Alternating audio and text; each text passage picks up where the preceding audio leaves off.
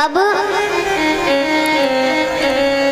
यहाँ भगवान बहुत कोशिश करते हैं कि महाभारत का युद्ध रुक जाए, लेकिन उनके बहुत कोशिश करने के बाद भी युद्ध नहीं रुकता और पांडवों की जीत और कौरवों की यानी धर्म की जीत और अधर्म की हार होती है। अब भगवान के जाने का समय होता है, भगवान सभी से मिलते हैं, कौरवों से, पांडवों से, सभी से मिलते हैं। अब कौरव में तो कोई बचा है नहीं। यहाँ गांधारी माता बड़ी दुखी और क्रोधित भी है, भगवान से मिलते हैं, भगवान गांधारी माता से मिलते हैं। माता ने कहा, अच्छा गांधारी माता कौन है? कौन है गांधारी माता? कौन है? किनकी? हाँ, यानी कौरवों की माता।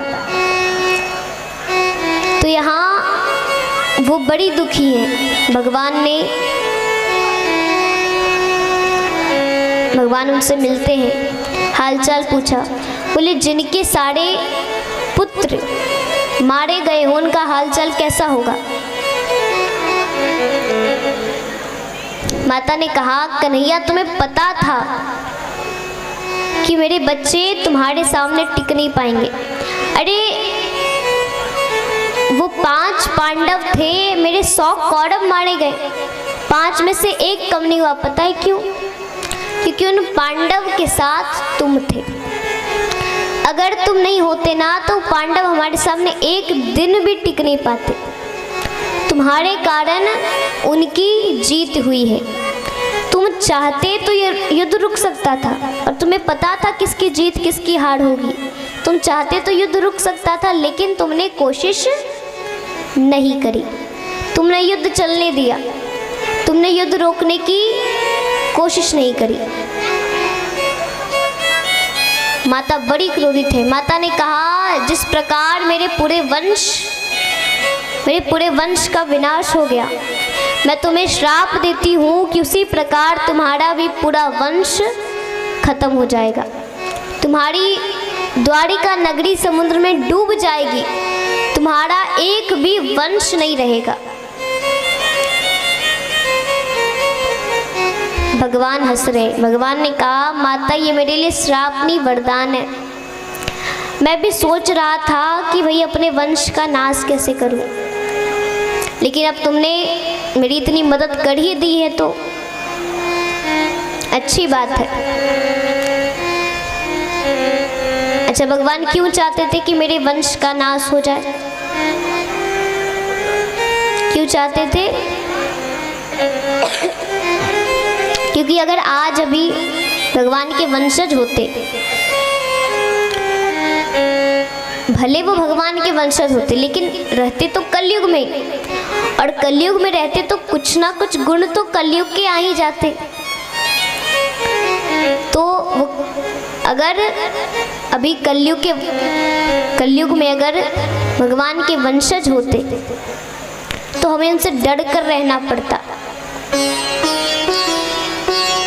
वो क्या कहते, भैया भगवान के वंशज हैं, हमारी पूजा करो, हमारी आरती उतारो। तो भगवान नहीं चाहते थे कि आगे भक्तों को तकलीफ हो। फिर भक्त क्या कहते, भाई भगवान ही बेकार आए, भगवान ना आते ना उनके वंशज होते, भगवान आ गए सो इसके वंशज आ गए, वंशज ने हमारे नाक में दम कर रखा है। तो इसलिए भगवान भी चाहते थे कि मेरा नाम खराब ना हो। यहाँ पर भगवान सभी से मिलते हैं। उसके बाद सभी गोकुलवासी से मिलते हैं, वृंदावनवासी बरसाने में सभी से मिलते हैं, मथुरा के सभी लोगों से मिलते हैं, ध्रुव जी से मिलते हैं, प्रहलाद जी से मिलते हैं, उद्धव जी से मिलते हैं। उद्धव जी महाराज कहते हैं, प्रभु आप तो जा रहे हो, आपके जाने के बाद इस सृष्टि का क्या होगा? क्योंकि जब तक आप थे तब तक धर्म था, आपके जाने के बाद धर्म का क्या होगा? बोले मेरे जाने के बाद मेरा ही ये स्वरूप श्रीमद् भागवत महापुराण धर्म की रक्षा करेगा। प्रेम से बोली भागवत भगवान की जय, सावरिया सेठ की जय, खाटू नरेश की जय। यहाँ भगवान के वंशज एक बार उनके बच्चे खेल रहे थे। खेलते खेलते उन्होंने देखा कुछ ऋषिगण आपस में बातचीत कर रहे हैं। गर्ग ऋषि, गर्गाचार्य जी, कौटिल्य ऋषि, दुर्वासा ऋषि, सभी लोग बैठे हैं, बातचीत कर रहे हैं। तभी बच्चों को शरारत सूझती है। उन्होंने एक बच्चे के पेट पर कपड़ा बांध दिया और ऋषियों से आकर कहा कि प्रभु बताइए इसके गर्भ में लड़का है या लड़की? ऋषियों को पता ये बच्चे भगवान के हैं, तो कुछ उन्होंने बड़े प्रेम से बात किया। उन्होंने कहा अरे बच्चों अभी जाओ, बाद में आना, हम भी तुम्हारे साथ खेलेंगे, अभी हम कुछ ज़रूरी काम कर रहे हैं, बाद में आना। बच्चों ने कहा अरे हम कोई मजाक थोड़ी कर रहे हैं, हम सच में पूछ रहे हैं लड़का या लड़की। गर्गाचार्य जी कहते देखो बाद में आना कहा ना। एक बच्चे ने कहा अरे ये सब पाखंडी, इन्हें कुछ नहीं आता, ये ऐसे ही बैठे हैं, इन्हें कुछ नहीं आता है। आइए माताएं, अब हम सभी भगवान के विश्राम दिवस की ओर बढ़ रहे हैं, विश्राम कथा के विश्राम की ओर बढ़ रहे हैं। तो ऐसे बीच कथा में उठना नहीं चाहिए, शांति बनाकर। यहाँ भगवान के वंशज कहते हैं कि ये पाखंडी है, इन्हें कुछ नहीं आता। दुर्वासा ऋषि को बड़ा क्रोध आता है। उन्होंने कहा अरे हम तुम्हें पाखंडी लगते हैं, मैं तुम्हें श्राप देता हूँ कि इसमें से ना पुत्र होगा ना पुत्री, इससे वो लोहे का मूसल निकलेगा जो तुम्हारे पूरे वंश को खत्म कर देगा। अब श्राप अपना कार्य कर रहा है। यहाँ सच में कपड़े की जगह लोहे का मूसल था। बच्चे डरकर उग्रसेन जी के पास जाते हैं। उग्रसेन जी उसे नदी किनारे पत्थर पर घिस रहे हैं।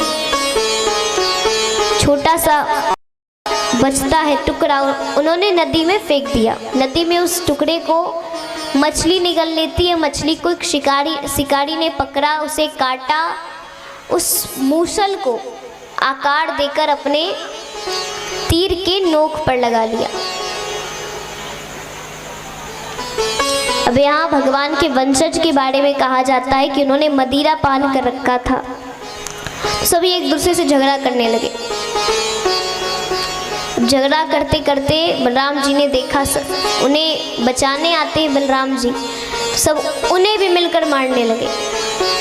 ऐसे करते करते सब एक दूसरे से झगड़ा करते हुए एक दूसरे की हत्या कर देते हैं और सभी वहीं मर गए। तो वंशज का तो भगवान के वंशज खत्म हो गए। बच्चे कौन है? बचा कौन? भगवान। अब जब तक भगवान है तब तक वंशज है, तब तक वंश खत्म नहीं हुआ है। यहाँ भगवान पेड़ के नीचे बैठकर बंसी बजा रहे हैं, आराम कर रहे हैं। पेड़ की पत्तियों ने ढक रखा है। उनके पैर में एक मणि है जो चमक रही है, उनके पैर की मणि चमक रही है। तो सामने से वही शिकारी जाता है जिसने उस मूसल को तीर में लगाया था। उसे लगा कि भाई हिरण की आँख है, क्योंकि हिरण की आँख चमकती है, तो उसने वही तीर निकाला जिसमें मूसल लगा है और वो चला देता है। भगवान के पैर में तीर लगता है। भगवान चिल्लाते हैं। शिकारी ने कहा प्रभु माफ कर दीजिए, अरे मेरे कारण आप सबको छोड़कर जा रहे हैं, मेरी गलती है। बोले तुम्हारी गलती नहीं है,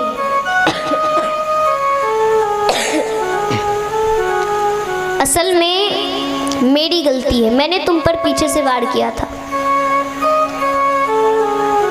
पिछले बार मैंने तुम पर पीछे से वार किया था, इस बार तुम नहीं कर दिया, बात बराबर। अच्छा, भगवान ने किस पर पीछे से वार किया था? राजा बाली पर। तो भगवान ने कहा कि तुम पर मैंने किया, तुमने मुझ पर कर दिया, मैंने कुछ नहीं देखा। तो बात बराबर, हिसाब बराबर। किसी का मैं बोझ ऊपर सिर पर रख के ऊपर ले नहीं जा सकता, इसलिए मैंने हिसाब चुकता कर दिया है। अब ऐसे भी मेरे जाने का समय हो रहा है। यहाँ सभी देवी देवता आते हैं, भगवान को उनके धाम लेकर जाते हैं। सुखदेव जी महाराज परीक्षित जी से कहते हैं, राजन अब भी कोई प्रश्न है तो पूछो, क्योंकि अब समय नहीं है तुम्हारे पास। बोले, प्रभु आपकी कृपा से मेरे पास अब कोई प्रश्न नहीं है। मुझे आपकी कृपा से भगवान की मानो प्राप्ति हो गई हो। यहाँ परीक्षित जी महाराज सुखदेव जी का पूजन करते हैं। अब क्योंकि परीक्षित जी का अंतिम समय है, तो संत जनों ने भेंट कर रहे हैं कुछ फल इत्यादि, कुछ उपहार। फल में तक्षक नाग बैठे हैं, उन्हीं का इंतजार है, अब किसी का इंतजार नहीं है। फल को काटा जाता, तक्षक नाग निकलते हैं। अब तक्षक को देखते ही परीक्षित जी ने नेत्र बंद कर लिए, यानी तक्षक ने एक मृत शरीर को डसा। तक्षक ने एक मृत शरीर को डसा। भगवान की ऐसी कृपा हुई, भगवत की ऐसी महिमा है, ऐसी कृपा है कि सुनने के बाद परीक्षित जी को मोक्ष प्राप्त हो गया। वो भगवान में लीन हो गए। तक्षक के डसने से पहले उनकी मृत्यु हो गई। तो यहाँ तक्षक ने परीक्षित जी को डसा, वो भगवान के धाम जाते हैं। और यहाँ पर श्रीमद् भागवत कथा सप्ताह परायण विश्राम लेती है। प्रेम से बोले श्रीमद् भागवत महापुराण की जय, वृंदावन बिहारी लाल की जय, राधा रानी सरकार की जय।